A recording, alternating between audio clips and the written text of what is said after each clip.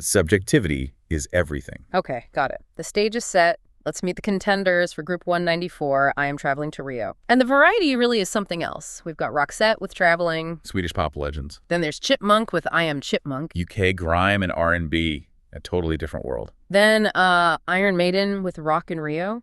Heavy metal titans captured live in front of a gigantic crowd. And rounding it out, the Mavericks with their album collection. Polished, kind of retro country. So yeah, pop, grime, metal, country. You couldn't really pick 4 more different corners of the music world if you tried. It's the perfect example of that random grouping creating sparks. Where do we even start? Maybe with the seemingly most straightforward one, the Mavericks. Sounds good. So the Mavericks collection, the source describes this as a full-on country fest. Mm-hmm. Yeah. And generally positive on the execution. It calls it a fine and musically competent set of songs. So, they can play, they can sing, the songs are well put together. Competent is good, but there's usually a but. There is. The critique hits hard on the cliche factor. It says the album is cliched up to the eyeballs. Ouch. Yeah. Now, the reviewer does acknowledge that, look, this is country music. Mm-hmm. Often the genre relies on a very specific winning formula. Sticking to that formula can feel predictable. So they deliver exactly what you'd expect from that kind of country sound, maybe too well. That seems to be the implication. It's professional, it's pleasant, but it doesn't really offer any surprises. It kind of stays firmly in its lane. And this actually led the reviewer to make a pretty funny point about the band's name, didn't it? It did. The name the Mavericks. That suggests something wild, right? Rule breakers. Dangerous men and reckless abandon, as the reviewer put it. You expect maybe some rockabilly edge or outlaw country grit or something. Exactly. But the music, the reviewer compares it to Grandpa Hillbilly rocking away on his porch on a lazy Sunday afternoon. Ha. Okay, so a bit of a mismatch between the branding and the actual sound. A definite disconnect. Yeah. And in a quest for the best album ever, does being comfortably competent actually hurt its chances? Does it feel a bit safe? It's a fair question. If you promise rebellion and deliver polite porch music, have you failed somehow, even if the music itself is good? It's about managing expectations, maybe. Could be. But even within that comfortable, cliched sound, the reviewer did find things to like. It wasn't a total write-off. Right, there were highlights. What were they? Well, obviously, the massive hit single, Dance the Night Away. You can't deny that one. It's just pure, infectious pop country. Oh, classic. Absolutely. And other strong tracks mentioned were the ballad, There Goes My Heart, solid stuff. And they branched out a tiny bit, didn't they, with covers or different styles? Yeah, a couple of interesting points there. They did a cover of Something Stupid, the old Sinatra standard, described as decent. Yeah. But the more unique one was a track called Volver. Ah, yes, the very Spanish-styly one. Exactly. That little bit of flamenco flavor, that slight step away from the pure Nashville sound, probably caught the reviewer's ear. A moment of something different. A break from the expected cliches. Mm-hmm. But the track that seemed to resonate most, the reviewer's personal favorite from the album, was All That Heaven Will Allow. What was special about that one? It was praised for its narrative, like a little storybook song. Springsteen-esque, apparently, about a guy trying to get to his lover against the odds. So strong storytelling, good structure, sounds like a winner. Almost. The reviewer loved the song's structure and story, but then added this little note that the singer sounded 60 years old. Oh. So maybe the performance felt a bit tired, or perhaps just not matching the youthful urgency of the story. That's how I read it. Like, the song itself was great, high-quality craftsmanship, but maybe the vocal delivery lacked a certain spark or vitality for the reviewer, felt a bit too seasoned, perhaps. Okay, so the Mavericks. Competent, professional, definitely cliched, pleasant, but maybe lacking that edge or surprise factor. A solid, if predictable, contender. Seems fair. Now, if the Mavericks stuck to the rules of their genre, our next album basically took the rulebook, set it on fire, and danced on the ashes. At least that's how the reviewer initially seemed to feel. Right. We're moving on to Chipmunk, I Am Chipmunk. And this is where things get really interesting regarding the reviewer's own biases. Definitely. The album's classified as grime and R&B. And the source is very upfront about the fact that the reviewer approached this one with, quote, initial trepidation, big-time apprehension. And we need to dig into why, because it wasn't just about not knowing the artist. No, it was the genre label itself, the word grime. The reviewer points out, quite literally, the word suggests filth or scum or dirt. It's inherently negative, isn't it? Completely.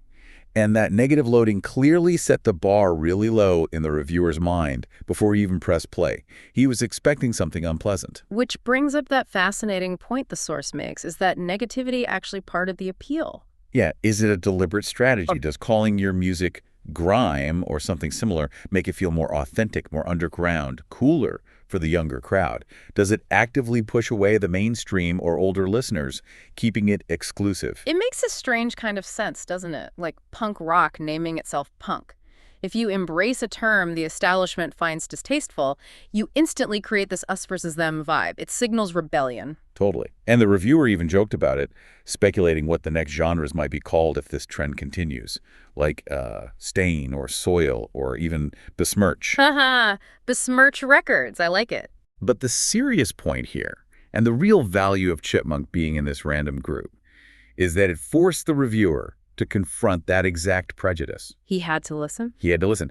And the review explicitly says, you have to listen first. Relying on someone else's definition of slime or grime means you might miss out on something that's actually not bad. And to his credit, he admits the album proved him wrong. He overcame the trepidation.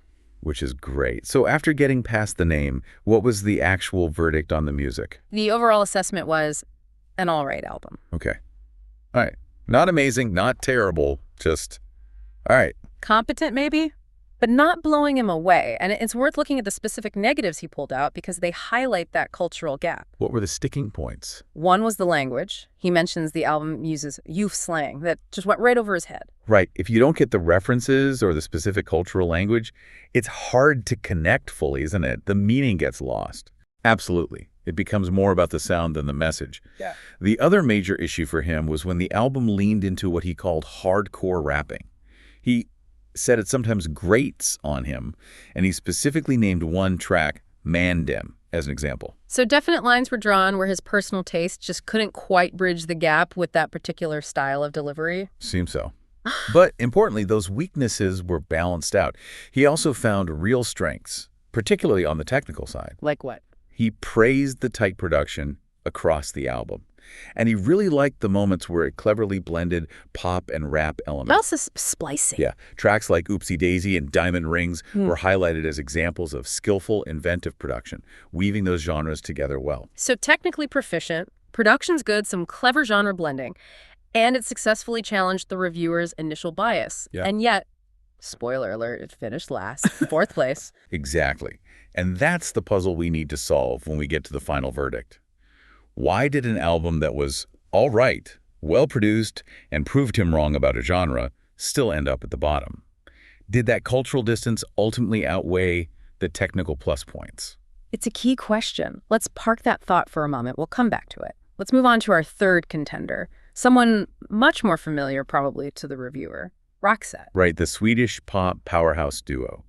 The album here is Traveling. And this one comes with its own specific context, doesn't it? The dreaded sequel issue. That's the big one, yeah.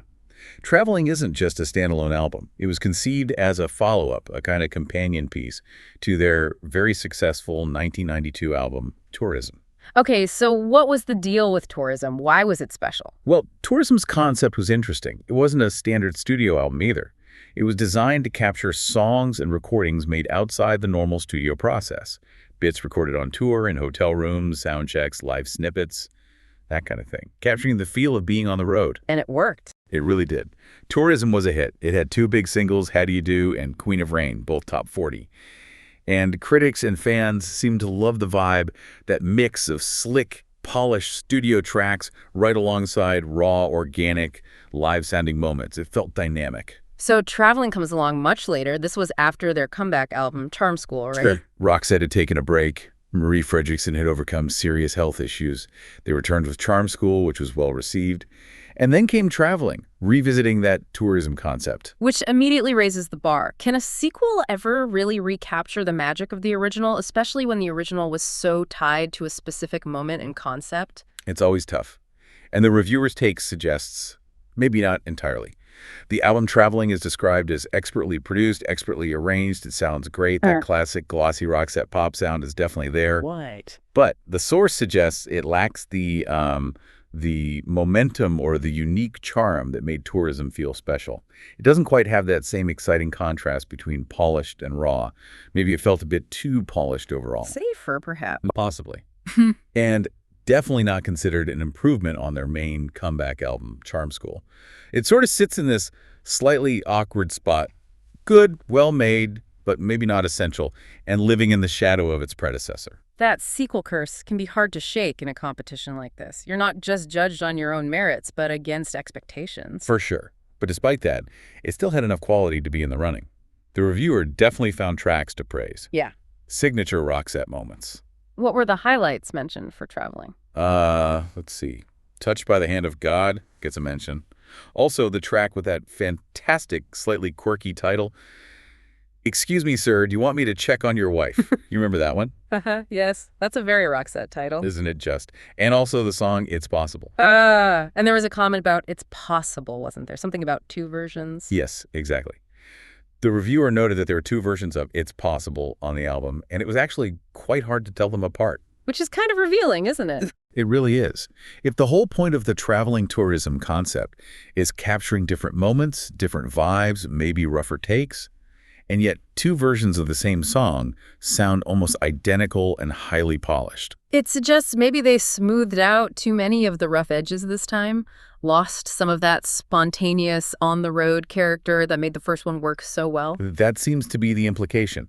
Still a very high-quality pop album, undoubtedly well-crafted by masters of the form, but maybe it didn't quite deliver on its own conceptual promise compared to the original. Okay, so Roxette's.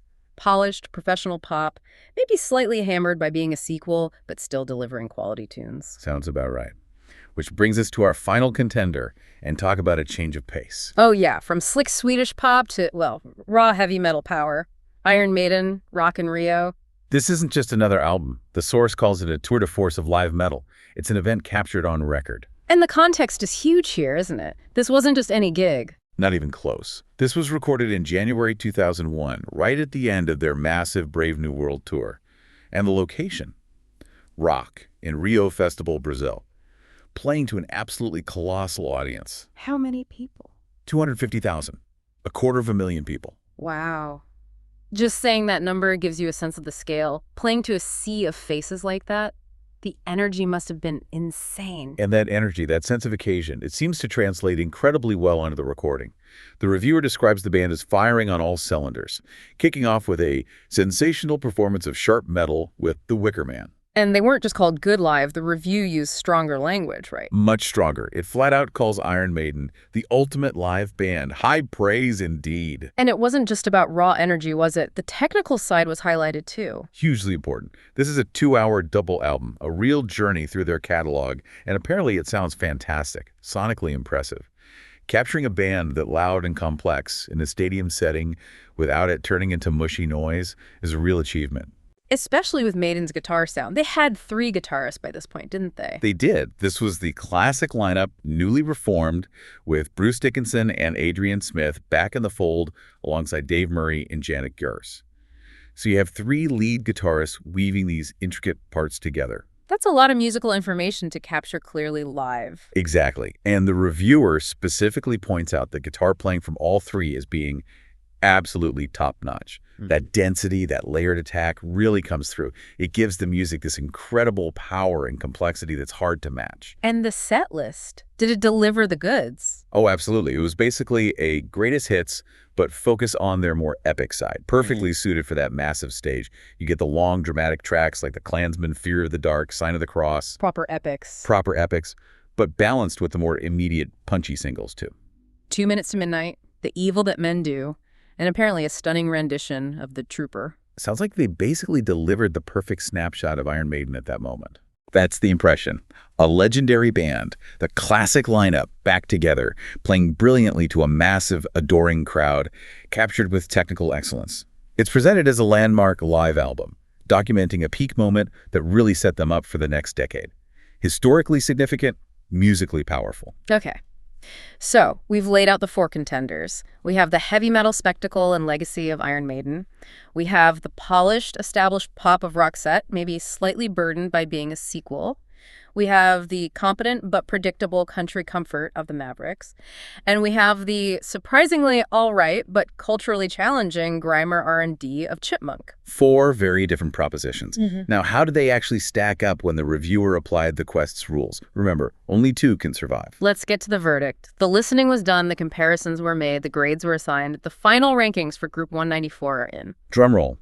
In first place, winning the group convincingly and sailing through to round 2 was Iron Maiden with Rock in Rio. No huge surprise there, given the description. Seemed like the clear frontrunner based on the review, yeah. Okay, so who grabbed that all-important second spot? Who else gets to continue the quest? Taking second place, and therefore also advancing, was Roxette with Traveling. Ah, okay, so the Pot Polish won out in the end for that second spot. It did. Which means, eliminated in third place, the Mavericks with Collection. Close, maybe, but no cigar for Grandpa Hillbilly. Apparently not quite enough to make the cut. And finishing in fourth place, despite challenging the reviewer's preconceptions, Chipmunk, I Am Chipmunk, also eliminated. Right. So Maiden and Roxette advance. Mavericks and Chipmunk are out of the album quest. That's the outcome. Now, the analysis part. Maiden winning seems straightforward. The scale, the performance, the legacy, it was described as a tour de force. Hard to argue with that, taking the top spot in the subjective ranking. Sure. But the real intrigue is that battle for second place, isn't it? Between Roxette and the Mavericks. Exactly. Because the source itself says there was not a lot between Roxette in second and the Mavericks in third. It was close. Roxette had to shade second, was the phrase used. Just barely edged it to travel to the next round. So what was the deciding factor, do you think? Well, let's compare. Mavericks offered that comfortable, competent, but cliched country sound. Pleasant, professional, no real risks. Roxette offered that super polished, internationally recognized pop sound. Expertly produced, great tunes, maybe slightly flawed by the sequel concept, but still very high quality. So polish versus comfort. It seems like the sheer technical polish and perhaps the established global pop sensibility of Roxette just gave it that tiny edge for this reviewer. Maybe the Mavericks felt a little too comfortable, a bit too predictable, compared to Roxette's slick professionalism, even with the sequel baggage. Technical perfection maybe just pipped reliable familiarity. Okay, that makes sense for the second-third place battle, but now we have to tackle the Chipmunk result, finishing fourth. Yeah, this is the really interesting one. Because remember, the reviewer admitted it was an all-right album. He acknowledged it overcame his negative expectations based on the grime label. He praised the tight production, the inventive pop rap bits. So, if it was objectively all right and proved him wrong, why did it end up below the Mavericks, which was explicitly called cliched up to the eyeballs? This is where I think we see the limits of overcoming bias. The reviewer might have consciously overcome his prejudice against the word grime, giving the music a fairer listen. Right. But he couldn't necessarily overcome the cultural or taste hurdles presented by the music itself when directly compared to genres he's clearly more familiar and comfortable with. So things like the youth slang he didn't understand, or the specific style of rapping on tracks like Man Dem that grated on him, those became bigger sticking points in the final ranking than the cliches of the Mavericks. It strongly suggests that yes, even if he recognized the technical skill in Chipmunk, the actual sound and language presented too many personal obstacles for him when placed alongside the much more familiar territory of Maiden's metal, Roxette's pop, and even the Mavericks' predictable country.